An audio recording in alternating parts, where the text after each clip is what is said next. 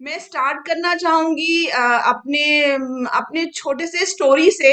And मैं अगर अपने चाइल्डहुड की बात करूं तो बहुत छुटपन में मैं पटना में थी एंड आई डोंट रिमेम्बर, शायद 2 बार मुझे कभी फीवर आया होगा। तो मेरे ग्रैंडफादर कुछ येलो कलर का लिक्विड एक पानी में डाल के दे देते थे और उतना सफिशिएंट था। कहने का मतलब है कि बहुत एक रोबस्ट सा अपना शरीर होता है बचपन में। But when I remember when I was in Delhi, तो वहां पर बिकॉज मेरे फादर जो है वो गवर्नमेंट ऑफिसर थे, तो डिस्पेंसरी का वहां पर फैसिलिटी था हमारे पास। दूसरी इम्पोर्टेंट चीज की वहां दिल्ली का वेदर कहीं मुझे सूट नहीं करता था, तो कफ एंड कोल्ड जो है वो रेगुलरली मुझे रहता था। तो घर में मेडिसिन अवेलेबल था, उसके कारण मुझे मेडिसिन पापा ने देना शुरू कर Recording in दिया। progress. जब ज्यादा होता था कुछ भी, तो होता ये था कि हम क्या कर देते थे कि डॉक्टर के पास चले जाते थे, डिस्पेंसरी में दवाई लेके आ जाते थे। तो इन सब चीजों में कहीं ना कहीं ये नॉलेज आई थी कि एंटीबायोटिक्स ज्यादा लेना इज हार्मफुल, क्योंकि साइड इफेक्ट होता है। ये मैंने अपने बारे में बताया। साथ साथ मैं अपनी मदर की बात करूं तो she was having in very early age, start हो गया था उनका थायराइड, दूसरा हाई ब्लड प्रेशर, और तीसरा था रिमोटॉइड आर्थराइटिस। तो वो वो चीज, वो जो उसकी मेडिसिन थी वो कंटिन्यूअसली ले रही थी। मैं स्टोरी क्यों बता रही हूँ आपको, because I am going to actually relate this my past with that particular current situation, जहां पर कि मुझे इस बुक से साक्षात्कार हुआ और क्या क्या मेरे लाइफ में चेंजेस आए।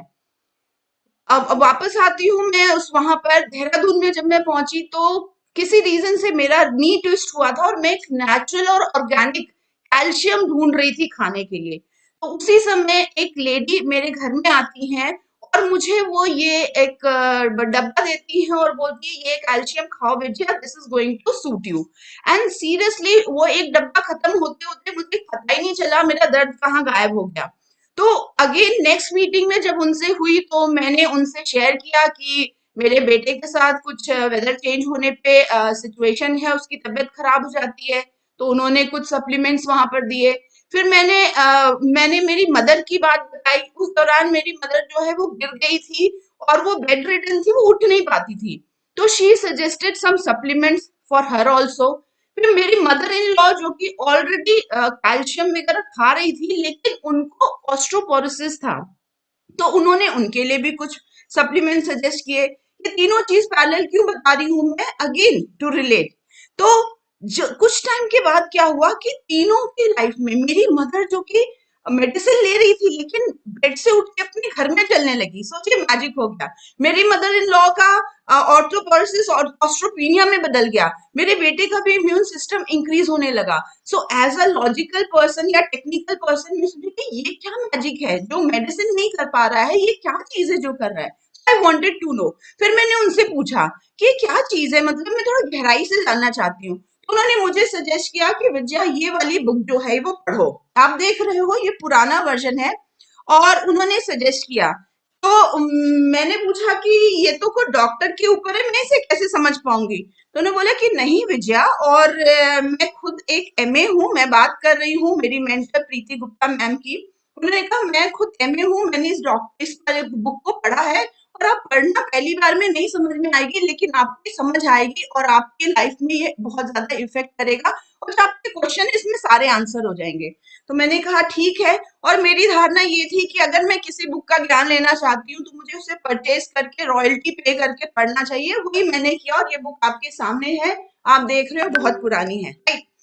नाउ व्हाट हैपेंड, पहली बार जब मैंने इस बुक को पढ़ा तो कुछ समझ में आया, कुछ समझ नहीं आया। आगे बढ़ते हैं। मेरी मदर हॉस्पिटलाइज हुई, राइट। वो टाइम था जब मैंने दोबारा से इस बुक को हाथ में लिया और मैंने उन सारे डिजीजेस के बारे में दोबारा से इस बुक में पढ़ना शुरू किया, जो कि मेरी मदर 35 साल से सफर कर रही थी। और वो जब हॉस्पिटल में थी तो आई वॉज जस्ट प्रेइंग कि सब कुछ ठीक रहे। कि कुछ जब मैंने इस बुक में पढ़ा कि उन सारे डिजीजेस के लॉन्ग टर्म मेडिसिन खाने के बाद बॉडी में क्या साइड इफेक्ट होते हैं, तो मुझे वो बिल्कुल हिला रहा था। आई वॉज जस्ट प्रेइंग कि मम्मी हॉस्पिटल से वापस आ जाए, और लकीली वापस आ गई। बहुत ग्रेटिट्यूड पे किया कि इतने साल बाद इतने सारे मेडिसिन खाने के बाद भी मेरे मदर के बॉडी में वो साइड इफेक्ट नहीं हुआ जो ये बुक कह रहा है। लेकिन कुछ टाइम के बाद जब वो दोबारा एडमिट हुई, आई रिमेम्बर मेरे फादर और आनंद ही दोनों वहां पर लास्ट मोमेंट में मम्मी के साथ थे। एंड जो आनंद ने बताया कि जो लास्ट में उनके बॉडी में हुआ, all those were the side effect of the medicine, जो कि इस बुक में डॉक्टर रे डी स्ट्रैंड ने बताया था। I was amazed. मैंने कहा अब तो मुझे इसमें बहुत घुसना पड़ेगा। एंड देन व्हाट हैपेंड कि मैंने पढ़ना शुरू किया, इससे और ज्यादा क्वेश्चन पूछना शुरू किया, और साथ साथ मैंने लोगों से भी बोलना शुरू किया कि see what important thing is which we don't know. तो मैं आपसे अपनी स्टोरी को शेयर करने के बाद मैं एक स्क्रीन में प्रेजेंटेशन शेयर करना चाहूंगी। आनंद, आप मुझे बता सकते हैं क्या कि ये विजिबल है? जी बिल्कुल, आप इसको प्रेजेंटेशन मोड पे कर दीजिए। हाँ, थैंक यू। मैंने कर दिया है। Okay, I think this is okay. Okay, yes, now तो it's fine, right, thank so you. जैसे आप देख रहे हो, आपने फ्लायर में भी देखा होगा, what your doctor does not know about nutritional medicine may be killing you. This is why रे डी स्ट्रैंड, आनंद ने बताया, एमडी हैं। और यहाँ पर कहीं भी मैं ये नहीं बताना चाह रही हूँ कि डॉक्टर का प्रोफेशन जो है वो मतलब रिस्पेक्टेबल नहीं है, या वो जो कर रहे हैं नहीं है। वो जो कर रहे हैं बिल्कुल जरूरी है और चाहिए, क्योंकि अगर कोई डिजीज है तो उसको सॉर्ट आउट करने के लिए आपको मेडिसिन लेना पड़ेगा। लेकिन जो भी यहाँ डॉक्टर स्ट्रैंड ने प्रेजेंट किया इन बुक में अपनी लाइफ एक्सपीरियंस, वो मैं आपको यहाँ शेयर कर रही हूँ। मैंने अपनी स्टोरी इसलिए शेयर की क्योंकि इनकी स्टोरी में आपको वही कहानी दिखेगी जो मेरी कहानी में दिख रही थी आपको। तो इन्होंने इस बुक को जो है ये एक्चुअली लिखा है, लिखा है वो 2002 में लिखा है। फर्स्ट एडिशन जो है वो 2009 में पब्लिश हुआ। और यहाँ पे फॉरवर्ड किया है कुछ बहुत ही अमेजिंग। अगेन आप देख रहे हो, Christian Northup, MD, author of the wisdom of menopause, and I am reading this book right now. और इनको मैं फॉलो करती हूँ उस टाइम से, जब से लुइस हे को मैं फॉलो करती हूँ। उन्होंने क्या लिखा है, रे strand is my kind of doctor, every person in America needs the empowering and health enhancing information in this book. मतलब उस समय अमेरिका की बात हो रही है, ये 2009 की बात है, लेकिन आज हर एक चीज यहाँ इंडिया में भी इम्प्लीमेंट होती है।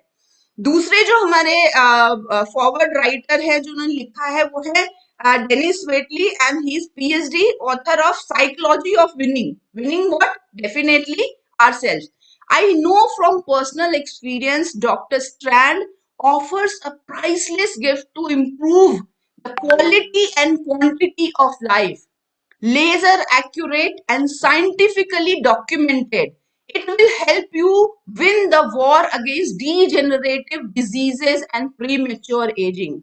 आप सोचिए, ये डॉक्टर्स लिख रहे हैं यहाँ पर, और बुक भी डॉक्टर ने लिखा है।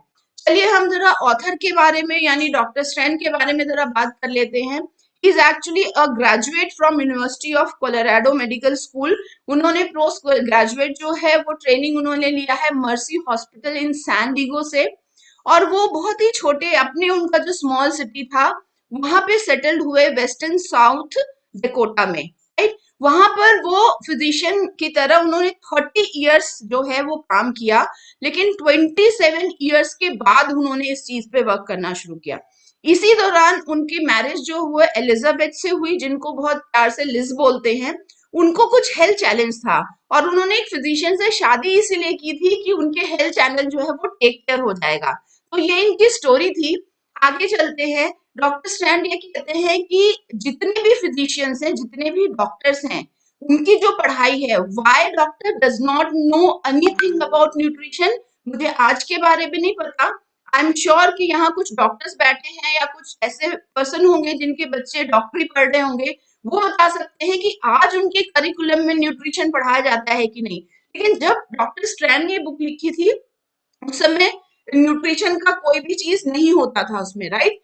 तो डॉक्टर जो है वो क्या पढ़ते हैं पूरे अपने डॉक्टरी में, वो फिजिशियंस डिजीज ओरिएंटेड होते हैं। यानी उनकी पढ़ाई पूरी वही होती है कि क्या डिजीज है, उस डिजीज को स्टडी करना, और उस पर्टिकुलर डिजीज जो है उसको अच्छे से देखना, उसमें कौन सी मेडिसिन काम करेगी, उस मेडिसिन का ट्रीटमेंट क्या होगा, और वो पूरे उस दवाई को अच्छी तरीके से जानते हैं। दवाई को अच्छी तरह से जानने का क्या मतलब है कि उस दवाई को जब हम किसी मेडिसिन को हम किसी भी डिजीज के लिए हम देते हैं तो उसका साइड इफेक्ट क्या होगा, और उसका साइड इफेक्ट वो किस तरीके से बॉडी में काम करेगा, किस तरीके से उसमें कोई डेंजर ना हो, उसको कितने दिन के लिए देना है, मतलब उसके जो दवाइयों के बेनिफिट्स हैं और उसके जो साइड इफेक्ट है, जिसे बोल रहे हैं डॉक्टर पोटेंशियल डेंजर, उन दोनों के बीच में कैसे बैलेंस करना है। आई एम श्योर आपने बहुत बार सुना होगा कि डॉक्टर बोलते हैं ये दवाई इतने दिन खाइएगा और फिर छोड़ दीजिएगा।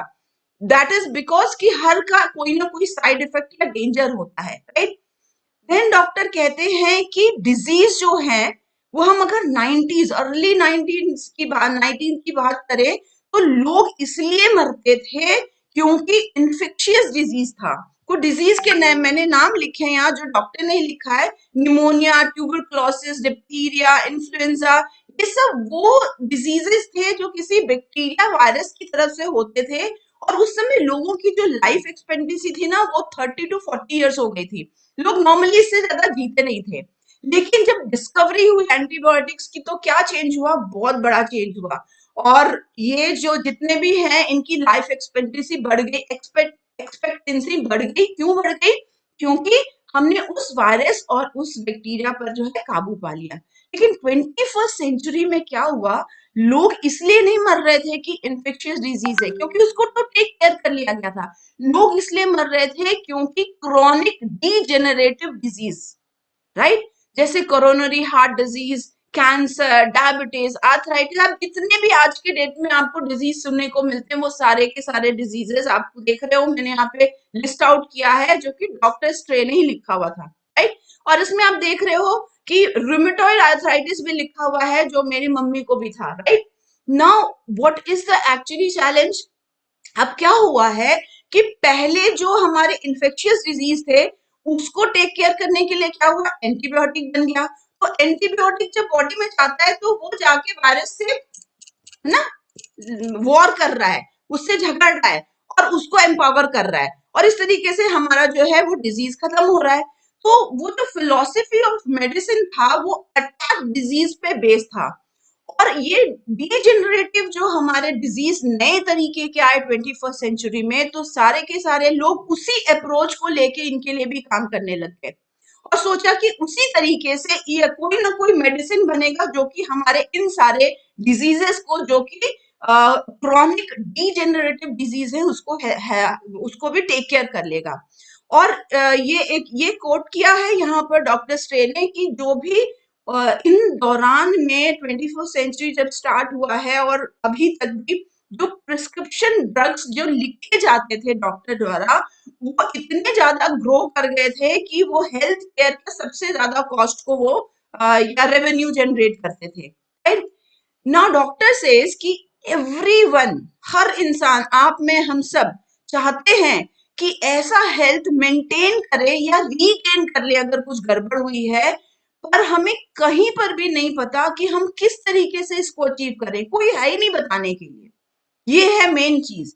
लेकिन it is not those who are healthy who need a physician but those who are sick। क्या बोल रहे हैं ये? कह रहे हैं एक फिजिशियन या एक डॉक्टर को वो जाके नहीं मिलता जो हेल्दी होता है, जिसको कुछ ऑलरेडी बॉडी में चैलेंज आना शुरू हो जाता है या आ चुका होता है वो जाके मिलता है। वो क्योंकि डॉक्टरी की पढ़ाई हुई है, राइट। तो कोई ये नहीं बोलता कि मैं अगर आज हेल्थी हूं या मैं बचपन में हेल्दी थी तो मैं अपने उस हेल्थी स्टेटस को लंबे समय तक कब तक उसको मेंटेन कर सकूं, ये मुझे कोई भी बताने के लिए अवेलेबल नहीं है। फिर डॉक्टर कहते हैं कि हाँ, गवर्नमेंट का एक और सेक्शन होता है जहां वो प्रिवेंशन ऑफ डिजीज की बात करते हैं कि डिजीज को प्रिवेंट किया कैसे किया जा सके। और डॉक्टर स्ट्रे कहते हैं कि ये एक्चुअली सबसे पहले फिजिशियन के पास होना चाहिए, should be the first order of physician, कि सबसे पहले वो किसकी बात करें, प्रिवेंशन की बात करें। लेकिन अगेन आप देखिए, whom do you turn when you want to learn about the best way to protect your health? किसकी तरफ देखेंगे आप? Is doctor providing you with this information? ये दो क्वेश्चन बहुत इंपॉर्टेंट है क्या सच में डॉक्टर ये इंफॉर्मेशन प्रोवाइड कर पा रहे हैं कि मैं कैसे हेल्दी रहूं, या मैं किस तरीके से अपने आप को टेक केयर करूं कि प्रिवेंट कर लूं किसी डिजीज से। डॉक्टर ये कहते हैं कि जो गवर्नमेंट के जो प्रोग्राम्स होते हैं जिसे प्रिवेंटिव मेडिसिन प्रोग्राम बोला जाता है, वो एक्चुअली डिजीज प्रिवेंट करने के लिए नहीं होता। उसमें सारे टेस्टिंग वगैरह किए जाते हैं जिससे ये डिटेक्ट हो कि डिजीज जो है क्या शुरू होने वाला है, उन सिम्टम्स को डिटेक्ट करते हैं।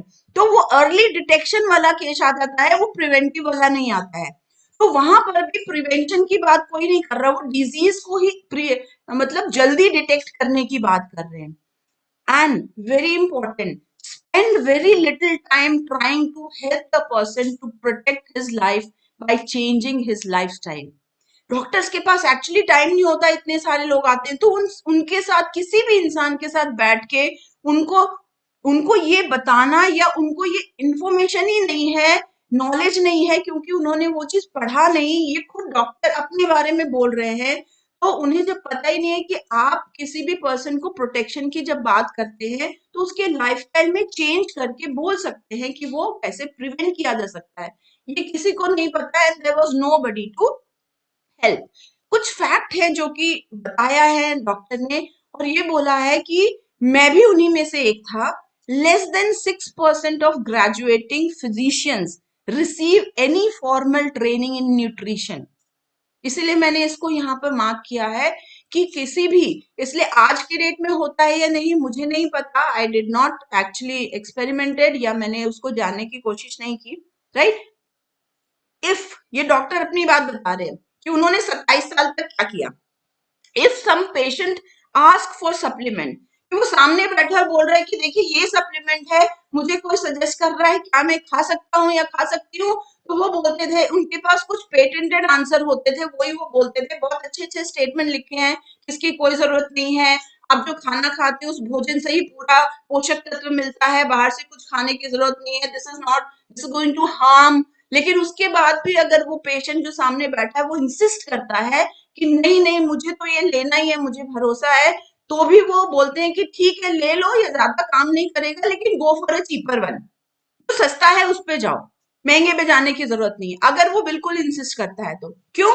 क्योंकि उनको कहीं पर ये बिलीव ही नहीं है कि ये न्यूट्रिशन कहीं किसी तरीके से इंसान के हेल्थ में कोई काम कर सकता है। क्यों? क्योंकि हमने पढ़ा नहीं। ऐसा नहीं है वो अगर पढ़ा होता तो करना नहीं चाहते। Now what he is saying कि first 23 years of clinical practice simply did not believe in nutrition supplement. तो वो क्यों नहीं करते थे ऐसे? एक तो उन्हें जानकारी नहीं थी, वो भी उन 6% में आते थे, आई मीन उन्हीं में से थे जिन्होंने 6% पढ़ते थे, उन्होंने वही पढ़ा हुआ था। दूसरा, उनका ये एटीट्यूड था कि जो भी पेशेंट आ रहे हैं मैं उन्हें प्रोटेक्ट कर लूं, कि फालतू के कहीं पैसा वेस्ट ना करें या फालतू का कुछ खा ना ले कि उनकी बॉडी में कुछ गलत इफेक्ट हो जाए, राइट। और दूसरा वेरी इंपॉर्टेंट कि डॉक्टर्स को भी उस समय ये जानकारी नहीं थी कि क्यों ये डीजेनरेटिव डिजीजेस जो है इसका एक्चुअल में कॉज क्या है, ये अंडरस्टैंडिंग नहीं थी। तो ये दो रीजन था जिसके कारण वो अपने मेडिकल नॉलेज के हिसाब से अपने पेशेंट के लिए अच्छा ही करना चाहते थे, लेकिन वो न्यूट्रिशन की बात बिल्कुल भी नहीं करते थे। डॉक्टर ये खुद अपने बारे में बता रहे हैं। बट क्या हुआ ऐसा कि उनकी लाइफ में चेंज आया और फिर उन्होंने ये बुक पढ़ा, लिखा 23 years के बाद। बाकी के 7 साल में क्या हुआ, उनकी स्टोरी को वापस स्टार्ट करते हैं। जो उनकी वाइफ थी, मैरिज होने के बाद वो लगभग 30 year old थी, लेकिन वो ये कहते हैं कि उनको ऐसा फील होता था कि वो 60 साल की हैं। इस दौरान में उनके 3 बच्चे हो चुके थे जो कि 4 साल की कम एज के थे, तो उन सबको उन्हें टेक केयर करना पड़ता था। टायर्ड होते हैं ऐसे में लेडीज, लेकिन डॉक्टर ये कह रहे थे कि वो कुछ जरूरत से ज्यादा ही उनको मतलब अनयूजुअल फटीग होता था उनको। उसके बाद धीरे धीरे जैसे उनके मैरिज के 10 साल पूरे होने शुरू हुए, उनके एलिजाबेथ के बॉडी में बहुत सारे ऐसे सिम्टम्स और हेल्थ प्रॉब्लम जो है वो चालू हो गए, जिसके लिए उन्हें बहुत अलग अलग तरह के मेडिसिन खाने पड़ते थे। उनका जो एक्सपीरियंस होता था, टोटल बॉडी पेन था, ओवरवेलमिंग फटीग था, हॉरिबल एलर्जीज था, और जितने मतलब साइनस होते हैं, लंग इन्फेक्शन, ये बार बार होता था। उनको ना बहुत ही ज्यादा पैशन था कि घोड़ों के साथ उनको ट्रेनिंग करे, उनकी देखभाल करे, लेकिन वो जा नहीं पाती थी क्योंकि उनको वहां पर उनसे एलर्जी होता था, राइट। बाद में जब बहुत सारे टेस्ट करके लेटर ऑन डायग्नोज हुआ कि उनको फाइब्रोमाइल सॉरी माइल्गिया है, right. This is a psychosomatic rheumatism. और ये डॉक्टर स्ट्रेन कह रहे हैं कि एक मिजरेबल डिजीज है। क्यों बोल रहे हैं? क्योंकि वो अपनी वाइफ को सामने सामने सफर करते हुए देख रहे थे। और इसी दौरान में उनको बहुत सिवियर निमोनिया हो गया। निमोनिया में बहुत हेवी हेवी डोजेस दिए गए। तो कुल मिला के जो उनका हेल्थ था बहुत ज्यादा डिटोरिएट हो गया था। देखिए वो 2 घंटे से ज्यादा पूरे दिन में अपने बेड से उठ नहीं पाती थी, कुछ नहीं काम कर पाती थी। और उसी तरह बॉडी पेन होना, फटीग इतना ज्यादा। तो डॉक्टर वो सेइंग कि मैं अपने प्रोफेशन में जब जाता था मुझे लगता था मैं मैजिक कर रहा हूँ। जो भी सप्लीमेंट्स की बात करने आता था, न्यूट्रिशन की बात करता था, मैं उसको बहुत अच्छा ज्ञान दे के भेज देता था। लेकिन जब मैं घर में आता था तो मैं बहुत ही हेल्पलेस हस्बैंड था। मुझे समझ नहीं आ रहा था मैं क्या करूं। मेरी सारी पढ़ाई जो है खत्म हो गई। लेकिन ऐसे में क्या हुआ कि एलिजाबेथ की एक फ्रेंड थी, उन्होंने बताया कि मेरे हस्बैंड को भी निमोनिया हुआ था और कुछ सप्लीमेंट्स लेने के बाद उनका निमोनिया जो है काफी अच्छे से रिकवर हुआ। तो इन्हें पता था कि सप्लीमेंट्स के बारे में डॉक्टर स्ट्रे का कोई अच्छा विचार नहीं है, फिर भी उन्होंने सोचा पूछूं। तो उन्होंने पूछा कि ऐसे ऐसे मेरी फ्रेंड्स बोल रही थी, क्या मैं वो सप्लीमेंट्स ले लूं? तो ये इतने फ्रस्ट्रेटेड थे कि इन्होंने ये 2 लाइनें बोली जो एक्चुअली में यहाँ पे लिखा है, honey you can try anything you want, we doctors certainly are not doing any good to you. मतलब वो इतनी कोशिश करने के बाद उनके हेल्थ के लिए कुछ नहीं कर पा रहे थे, तो उनके मुंह से ये निकला कुछ भी ट्राई करो।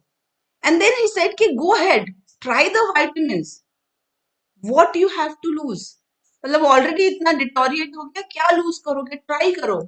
एंड ट्रस्ट मी, उनको उनकी फ्रेंड ने जो जिससे भी लिया था सजेस्ट करके उनको हेवी एंटीऑक्सीडेंट के डोज पे रखा।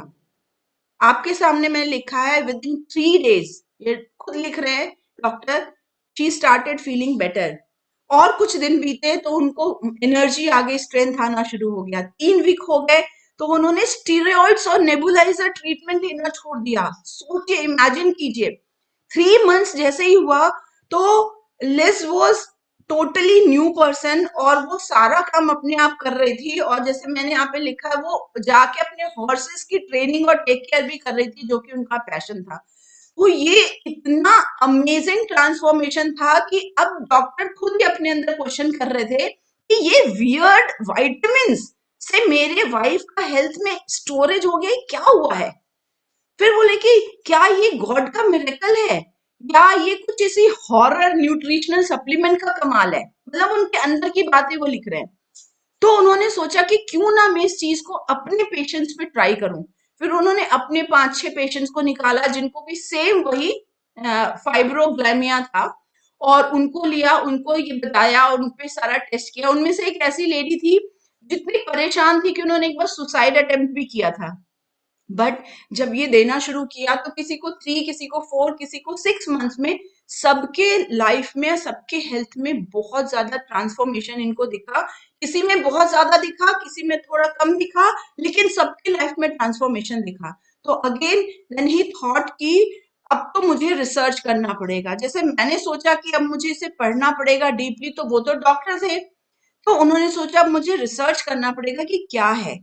तो एक डॉक्टर हैं, डॉक्टर केनेथ कूपर, जिनको कि बहुत ज्यादा एडमायर करते थे। उनकी एक बुक एंटीऑक्सीडेंट रेवोल्यूशन उन्होंने लिखी हुई थी उस समय। तो उन्होंने उनकी बुक को लिया, उसको पढ़ना शुरू किया। तो उनमें डॉक्टर कूपर ने एक्सप्लेन किया हुआ था कि जितने भी क्रॉनिक डीजेनरेटिव डिजीजेस होते हैं वो सारे के सारे ऑक्सीडेटिव स्ट्रेस के कारण होते हैं, राइट। ये सारी उसी बुक की में लिखी हुई बात है। ऑक्सीजन जो हम सब जानते हैं कि हम सांस लेते हैं तो सारा हमारे बॉडी जो है फंक्शन कर रहा है और सारी चीजें चल रही हैं, लेकिन साथ साथ वही ऑक्सीजन जो है हमारे लिए डेंजरस भी हो सकता है। And this is what doctor Cooper is saying कि ऑक्सीजन पैराडॉक्स है ये, कि अच्छा है, लाइफ के लिए एसेंशियल है, लेकिन डेंजरस भी है। Know what is that? Scientific researchers जो हैं उन्होंने ये बताया कि जो ऑक्सीडेटिव स्ट्रेस है और cell damage by free radicals, is the root cause of more than 70 chronic diseases, जिससे आज लोग जूझ रहे हैं और 21st सेंचुरी से जूझ रहे हैं, लेकिन कितनी भी मेडिसिन खाने के बाद उनको कोई भी रिलीफ नहीं मिल रहा था। बिल्कुल डॉक्टर ने कहा सेम प्रोसेस है, हमारे बॉडी के अंदर हो रहा है, जो हमें बाहर दिखता है किसी आयरन में, जब वो जंग लग रहा होता है उसमें, या हम एप्पल काट के रख देते हैं तो थोड़ी देर में वो ब्राउन हो जाता है, या हम छोटे बच्चे और बड़े एजेड लोगों के स्किन को देखें तो स्किन में जो ट्रांसफॉर्मेशन है वो सारा का सारा इस ऑक्सीडेटिव स्ट्रेस के कारण होता है। तो वही चीज हमारे बॉडी के अंदर हो रही है, लेकिन हमें दिखाई नहीं देता है, और वो बॉडी जो है अंदर से रस्ट हो रही होती है, खराब हो रही होती है, reason is free radical damage, right. और ये क्या कह रहे हैं, बॉडी जो है वो कॉन्स्टेंटली अटैक होता है पोल्यूटेंट से, जो कि एयर, फूड, वाटर सबसे हमको मिलता है। एंड वन मोर थिंग जो डॉक्टर कूपर ने लिखा, वो लिखा है ओवर ट्रेनिंग सिंड्रोम, यानी जरूरत से ज्यादा आप एक्सरसाइज अगर करते हैं, जरूरत से ज्यादा करते हैं, तो कहीं ना कहीं आपको वो भी बहुत ज्यादा फ्री रेडिकल जो है वो जनरेट करता है। मैं भी एक ऐसे पर्सन को जानती हूँ कि मैं बिल्कुल फिट रहूं करके ओवर एक्सेस करती थी, एंड शी एक्चुअली सफर्ड, अब तो रिकवर हो गई है, और उससे उन्होंने सफर किया, राइट। तो अब इन्होंने देखना शुरू किया कि बुक में इतना अच्छा इन्होंने लिखा है, सब कुछ है, पर क्या सच में यही ऑक्सीडेटिव स्ट्रेस जो है ये फाइब्रोमाइग्लिया के लिए भी वर्क कर रहा होता है, क्या यही रीजन है? देन उन्होंने 1300 मेडिकल स्टडीज को बहुत अच्छे से स्टडी किया, जिसमें न्यूट्रिशन सप्लीमेंट के बारे में लिखा हुआ था, और किस तरीके से उन्होंने उस न्यूट्रिशन सप्लीमेंट के कारण जो है क्रॉनिक डिजीजेस जो हैं, डीजनरेटिव डिजीजेस जो हैं, वो ठीक हुए। और पूरा स्टडी करने के बाद उन्होंने ये पाया कि स्ट्रॉन्गेस्ट डिफेंस सिस्टम, ध्यान से सुनिएगा, strongest defence system against these disease is our body's own natural defence system. और ये किसी भी मेडिसिन से, किसी भी ड्रग से सबसे ज्यादा पावरफुल है। क्या? हमारे बॉडी का खुद का natural defence system, right. Nutrition supplement जो है वो एक ऑल्टरनेटिव नहीं है मेडिसिन का। कोई भी ये नहीं कहता, ना ही डॉक्टर कहते हैं, ना ही कोई न्यूट्रिशन एडवाइजर कहते हैं कि आप मेडिसिन को बंद कर दो, आपको डिजीज है तो आप सिर्फ सप्लीमेंट खाओ ठीक हो जाओगे, नहीं। डॉक्टर कह रहे हैं कि वो एक कॉम्प्लीमेंट्री मेडिसिन है, या उसे सही मायनों में बोला जाए तो ट्रू प्रिवेंटिव मेडिसिन है, जो कि हमारे मेन लाइन, यानी कि जो हम मेडिसिन ले रहे हैं उसके साथ साथ चलेगा तो ये हमारे बॉडी में बहुत ज्यादा इफेक्ट करता है। It's not about eradicating diseases, ये डिजीज खत्म करने के बारे में नहीं है, ये है कि किस तरीके से हम वाइब्रेंट हेल्थ जो है वापस से रीगेन कर सके या उसको जी सके। नो अप्लाइड रिजल्ट्स, उन्होंने जो उस चीज को पढ़ा, समझा, लर्न किया, उसको उन्होंने अपने पेशेंट्स पे अप्लाई किया। Results have been not short of amazing, वो खुद हैरान थे। Patients with multiple sclerosis from wheelchair to walking again, multiple sclerosis था, यानी मसल्स जो है वो अलग अलग जगह बिल्कुल स्टिफ हो गए, वो व्हील चेयर पे बैठे हुए थे, वापस चलने लगे। कार्डियोमायोपैथी के पेशेंट्स जो थे उनके हार्ट ट्रांसप्लांटेशन में के लिस्ट में से नाम कट गया क्योंकि उन्हें रिकवर हो गए। कैंसर पेशेंट्स जो थे वो गॉन इनटू रिमिशन, मतलब अब उस स्टेज में चले गए कि उनको अब उसकी जरूरत नहीं है जो उसका ट्रीटमेंट होता है। मैक्युलर डिजनरेशन वाले सिग्निफिकेंट विजुअल इंप्रूवमेंट जिसमें आईज का होता है।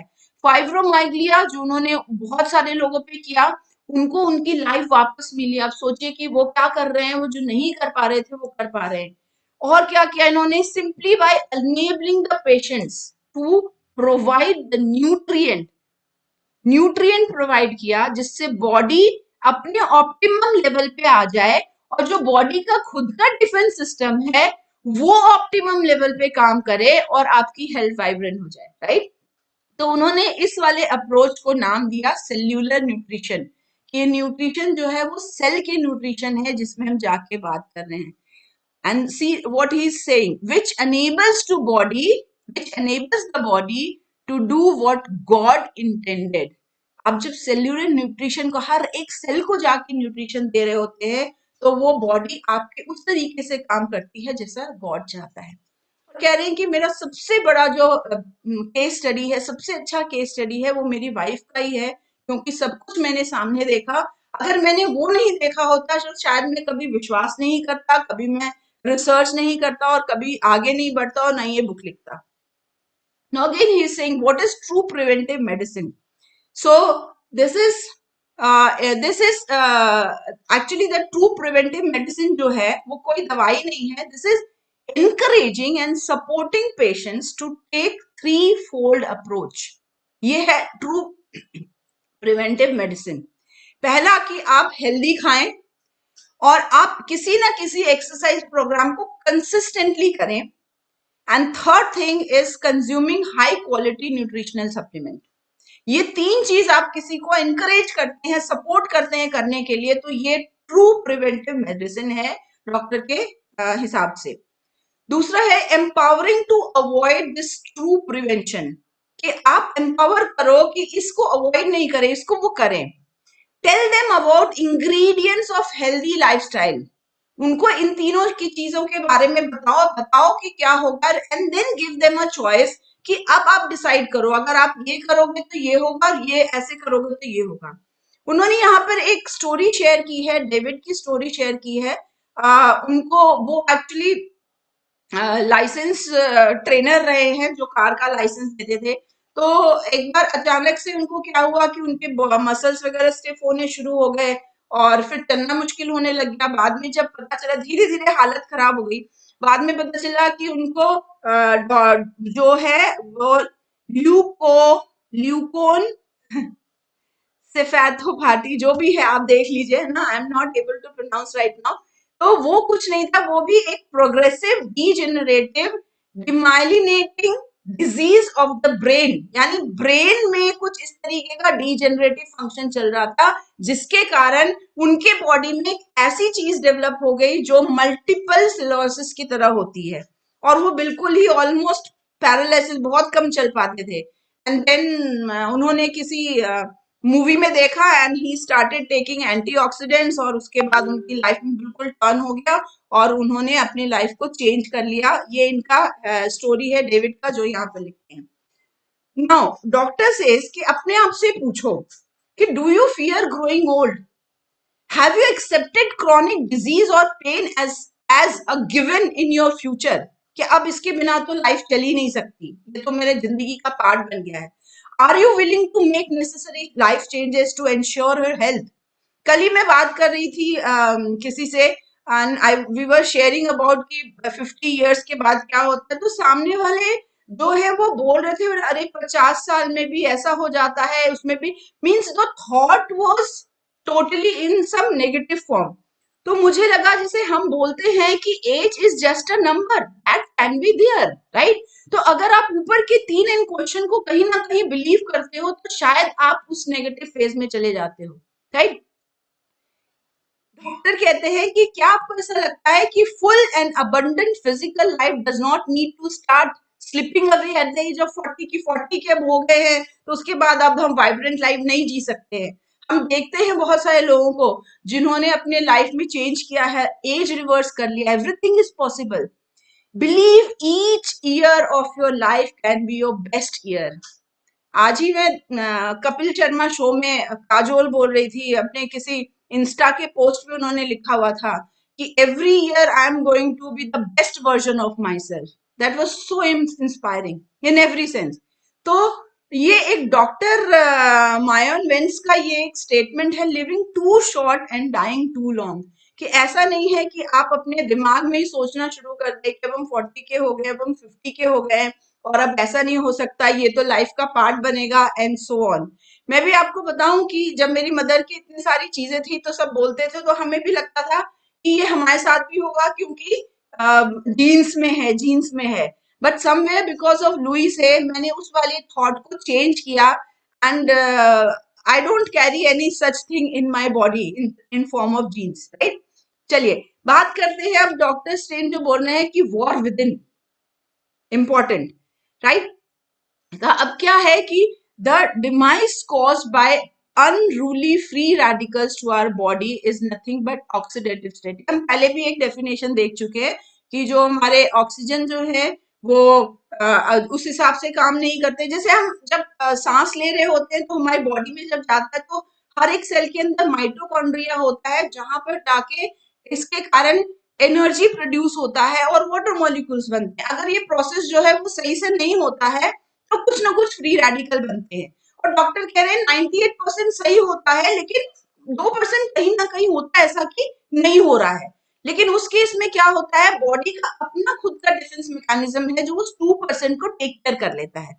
लेकिन प्रॉब्लम क्या है, प्रॉब्लम यह है कि जो ऑक्सीजन का डार्क साइड है ना, उसमें प्रॉब्लम यह है कि देयर मोर अदर थिंग जो कि इस चीज को इफेक्ट करते हैं। चलिए हम देखते हैं। तो पॉजिटिव साइड तो ऑक्सीजन का हम सबको पता है, डार्क साइड क्या है देखिए, एनिमी है फ्री रेडिकल। क्या है फ्री रेडिकल, जो हमारी बॉडी के अंदर एक ऐसा एजेंट आ गया जो कि हमारे बॉडी को जंक लगा के धीरे धीरे अंदर खत्म कर रहा है। डिपेंड करेगा कि हमारे बॉडी का कौन सा पार्ट है जहां पर मेरा सबसे ज्यादा वीक है ऐसा मान लीजिए, और वो वहां पे इफेक्ट करना शुरू करेगा। और इसी हिसाब से किसी को कोई डिजीज, किसी को कोई डिजीज डिटेक्ट होता है। एलीज यानी कौन है जो साथ देंगे, एंटीऑक्सीडेंट। और इसमें सबसे इंपॉर्टेंट क्या है, natural defence system of my body, that is the super most powerful, greater than anything, the Alice.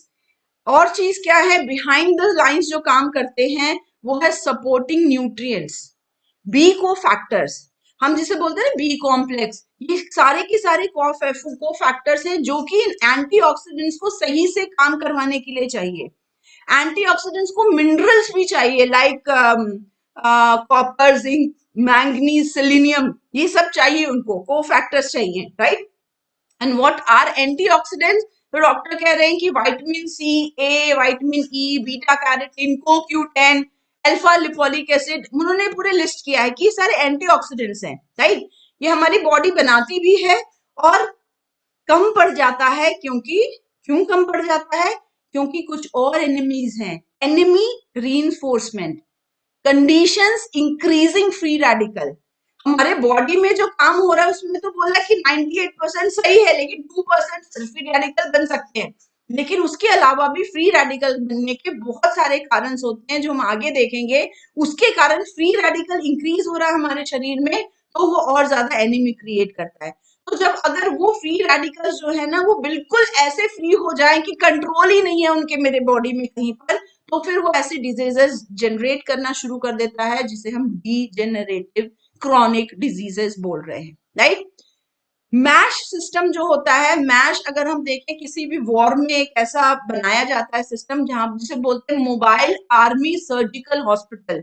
तो डॉक्टर कह रहे हैं हमारे बॉडी का खुद का एक रिपेयर यूनिट सिस्टम होता है जो कि फ्री रेडिकल का टेक केयर करता है। लेकिन वो काम कितना करता है, कितना कर नहीं पाता है, वो एक अलग रीजन है। Now what creates free radical, very very important. मैंने बताया था पीछे, क्रिएट कौन करता है, एक्सेसिव एक्सरसाइज। ये तो हमने डॉक्टर कूपर के बुक में भी पढ़ लिया एंटीऑक्सीडेंट रेवोल्यूशन में। एक्सेसिव एक्सरसाइज जब हम करते हैं तो हमारे बॉडी में ज्यादा, बहुत ज्यादा फ्री रेडिकल जनरेट होते हैं और वो हमारे बॉडी को इफेक्ट करता है। इनफैक्ट जब हम अपने बॉडी में ब्यूटी मसाजेस वगैरह भी करते हैं, वो भी अगर हम बहुत हार्शली करते हैं तो instead of creating a good effect, हम वहां बहुत ज्यादा फ्री रेडिकल्स बना लेते हैं, बिकॉज बॉडी हर जगह सेम प्रोसेस वर्क करता है। Second thing is excessive stress. और आज के डेट में स्ट्रेस की तो डेफिनेशन ही बढ़ गई है। मैंने कुछ यहाँ पे लिखा है जो डॉक्टर ने लिखा है, financial stress, work stress, personal stress, emotional stress and so on, list बढ़ती जा रही है, राइट। तो ये स्ट्रेस जब होता है, ये स्ट्रेस के कारण भी हमारे बॉडी में फ्री रेडिकल जनरेट होते हैं। एयर पोल्यूशन सबसे ज्यादा मेजर कॉज बोल रहे हैं जो कि लंग्स को इफेक्ट करते हैं। एयर पॉल्यूशन में केमिकल्स तो होते हैं, उसके साथ साथ कुछ ऐसे मिनरल डस्ट होते हैं जो कि बोला उस डस्ट में कई बार आयरन पार्टिकल्स भी होते हैं जो जाके हमारे लंग्स को, हमारे बॉडी को इफेक्ट करते हैं। Another is cigarette smoking. और डॉक्टर स्ट्रैंड कह रहे हैं कि ये ग्रेटेस्ट कॉज है, क्योंकि हम सब सिगरेट स्मोक कर रहे होते हैं तो वो सिर्फ ये हमारे लंग को नहीं जा रहा होता, वो हमारे पूरे यहाँ से नाक, पूरे बॉडी के हर एक पार्ट में जाके हर एक बॉडी पार्ट में वो फ्री रेडिकल क्रिएट करता है। तो इससे ज्यादा greatest greatest cause free radical का नहीं है। Pollution of our food and water, definitely जो हमारा फूड है, जो हमारा सॉइल है जिसमें फर्टिलाइजर हम कर रहे हैं, डालते हैं, तो वहां वाटर में कह रहे हैं डॉक्टर की मोर देन 50,000 केमिकल्स होते हैं, उसमें हैवी मेटल्स भी होते हैं। तो उसका मतलब वो सारा का सारा अगर आप फिल्टर भी कर रहे हो तो पूरे 50,000 केमिकल्स फिल्टर नहीं होते हैं, तो वो जाके कहाँ जा रहे हैं, हमारे बॉडी के अंदर जा रहा है, जो रिक्वायरमेंट नहीं है, creating toxicity, free radicals. Ultraviolet sunlight, आपने इसके बारे में भी सुना होगा, बर्निंग राइट होती है, एजिंग होती है जो अंदर चली जाती है स्किन के अंदर, तो all those are also creating free radicals. Medications and radiations, जो जितने हमने अभी सुना, जितने भी तरह के डिजीजेस हैं उसमें जो मेडिकेशन दिए जाते हैं, each and every medicine given has some side effect, और वो बॉडी में जाके डेफिनेटली फ्री रेडिकल्स क्रिएट करते हैं, रेडिएशंस डेफिनेटली करते हैं। तो ये सारे मल्टीपल रीजंस हैं, मैं बहुत डिटेल में नहीं गई हूँ, एज आई सेड कि हम बहुत ब्रीफ में करने वाले हैं। तो सारे रीजंस हैं जो हमारे बॉडी में अलग अलग जगह फ्री रेडिकल्स क्रिएट कर सकते हैं, और फ्री रेडिकल क्रिएट करने से क्या हुआ, हम पिछली स्लाइड में देख चुके हैं कि वो हमारा एनिमी है, राइट, वो हमारा एनिमी है और वो हमारे बॉडी को करप्ट करने वाला है। Now how to win the war within, बहुत इंपॉर्टेंट है। Our body has tremendous antioxidant defence system, हम बात किए इसकी कि हमारे बॉडी के अंदर ही एंटीऑक्सीडेंट डिफेंस सिस्टम है, बहुत अच्छा है। और बॉडी के पास एक और बहुत अच्छी चीज है कि उसके पास बहुत रिमार्केबल रिपेयर सिस्टम है ना। हम रात को जब सोते हैं तो बॉडी हर तरीके से अपने आप को रिपेयर कर रही होती है। आप गूगल करके देखना, आप ये देख सकते हो, आपको हर बॉडी के सेल्स के बारे में लिखा होगा कि आईज के जो सेल्स है वो अपने आप को इतने दिन में रीजनरेट कर लेते हैं या नए सेल्स बन जाते हैं, हैंड के इतने दिन में हो जाते हैं, हार्ट के इतने दिन में हो जाते हैं, यानी हमारी बॉडी के हर सेल नए बन रहे होते हैं एक पर्टिकुलर टाइम के बाद। तो लेकिन जब हम अपने वो जो साइकिल है जो एक्चुअल होना चाहिए बॉडी का उसको चेंज कर देते हैं तो रिपर सिस्टम भी करप्ट हो जाता है, लेकिन बॉडी के पास है। तो कह रहे हैं कि बॉडी, हमारे बॉडी के पास खुद का एक state of art MASH unit है। मैश क्या बताया मैंने, मोबाइल आर्मी सर्जिकल हॉस्पिटल, जो खुद सब कुछ टेक केयर करता है। लेकिन जब फ्री रेडिकल इतने इतने ज्यादा उसमें बढ़ जाएंगे तो फिर क्या होगा, then there is some problem in the body. So this is not accident, कह रही है एक्सीडेंट नहीं है, ये भगवान का एक बहुत ही इंजीनियस क्रिएशन है जो हमारे बॉडी के अंदर है। मेरे बॉडी के अंदर वो सारी चीजें हैं जो कि हमारे बॉडी को सुचारू रूप से चलाने के लिए सही हैं। पर प्रॉब्लम कहाँ पर आती है, प्रॉब्लम वहां पर आती है जब हम उसका टेक केयर नहीं कर पाते हैं, फ्री रेडिकल्स जो है वो जनरेट होती हैं, तो हमारे बॉडी के अंदर जो लड़ाई चल रही होती है, वॉर चल रही होती है, उससे क्या होता है, किससे वॉर चल रही है, फ्री रेडिकल से। यहाँ हम एंटीबायोटिक की बात नहीं कर रहे। नो, फ्री रेडिकल क्या करता है, अगर कोई प्रोटीन है वो डैमेज हो जाता है, हम उसका टेक केयर नहीं करते, तो वो आगे चल के प्रॉब्लम क्रिएट कर देता है सेल फंक्शन का। अगर लिपिड्स डैमेज हो गए हैं तो वो आगे चल के एक रिजिड सेल मेम्ब्रेन पे लीड करता है। ऑक्सीडाइज कोलेस्ट्रॉल बन गया है तो आर्टरीज को हार्ड हार्ड कर देता है। पुअरली रिपेयर्ड डीएनए चेन्स हैं अगर, क्योंकि हर एक सेल में जाके इफेक्ट कर रहे हैं रेडिकल, तो वो सेल म्यूटेशन कर देता है, और ये आगे चल के कैंसर और बहुत फास्ट एजिंग की तरफ लेके जाता है। तो ये हमारे बॉडी में अगर हम कंट्रोल नहीं करते, कहाँ से आता है, डेफिनेटली ये हर चीज से आता है जिसको हम लाइफस्टाइल बोलते हैं फ्रेंड। आप बहुत डिटेल में बुक में लिखा हुआ है, आप जरूर जरूर इसको पढ़िए, क्योंकि मैंने बिल्कुल भी वो चीज कवर नहीं की है, उन्होंने बहुत डिटेल में हर एक डिजीजेस के बारे में लिखा है, क्या क्या होता है बॉडी में। तो as our doctor is saying जो बेस्ट डिफेंस सिस्टम है वो डिफेंस सिस्टम हमारे बॉडी का ही है, लेकिन बहुत सारे वेरियस रीजंस के कारण हमारे बॉडी के उस डिफेंस सिस्टम को हमने बिगाड़ दिया है। Now that balance has to be achieved, और वो बैलेंस को अचीव करने के लिए हम क्या करते हैं, हम अच्छे से खाना खाते हैं, अच्छे से एक्सरसाइज करते हैं, और साथ में हम न्यूट्रिशनल सप्लीमेंट भी लेते हैं, क्योंकि आज के खाने में वो न्यूट्रिशन नहीं मिल पा रहा है, डॉक्टर कह रहे हैं जो मिलना चाहिए, because of many pollutions involve in everywhere, food, soil, water, air. तो हम क्या कर रहे हैं, हमें उस चीज को देना है अपने बॉडी को, ताकि वो ऑप्टिमल जब बॉडी को मिलेगा तो मेरी बॉडी पे बिल्कुल ऑप्टिमल वाइब्रेंसी में वर्क करेगी। नाउ गुड न्यूज इज जो लास्ट में मैं आपसे बोलना चाहूंगी यहाँ बुक का, कि न्यूट्रिशन मेडिसिन जो है ना plays a very critical role in slowing the aging process and reclaiming health even after the devastation of various illness। ये डॉक्टर कह रहे हैं कि न्यूट्रिशन मेडिसिन जो है ना ये बहुत इंपॉर्टेंट, बहुत क्रिटिकल रोल प्ले करता है एजिंग प्रोसेस को स्लो करने के लिए। हम एजिंग सिर्फ बाहर स्किन की बात नहीं कर रहे हैं, हम अंदर के पूरे ऑर्गन्स के सेल की एजिंग की बात कर रहे हैं। और अगर उसमें कुछ हो गया है गड़बड़, उसको भी रिक्लेम करने में हमारी मदद कर सकता है।